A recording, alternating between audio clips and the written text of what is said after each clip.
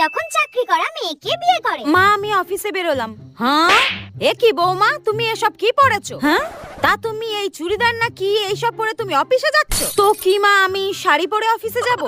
শোনো বৌমা, এই অফিসে না কোথায় যাচ্ছ এটার জন্য অনুমতি দিয়েছি মানে এই নয় তুমি যা ইচ্ছা তাই পরে সেখানে যাবে। নতুন বিয়ে হয়েছে তো নাকি? মা নতুন বিয়ে হয়েছে তো কি হয়েছে? আর তাছাড়া আপনার ছেলেকে তো আমি বলেইছিলাম বিয়ের আগে যে আমি বিয়ের পর সমস্ত ধরনের ড্রেস পরবো, আর তাতে তো আপনার ছেলে বারণও করেন। হ্যাঁ ইভেন আমাকে বলেছিল আপনিও কোনো বাধা দেবেন না, তো এখন এত কথা হচ্ছে কেন? শোনো বৌমা, অফিসে যাওয়ার জন্য অনুমতি দিয়েছিলাম, অন্য কোথাও না। অফিসে গেলে তো টাকা আসবে তার জন্য।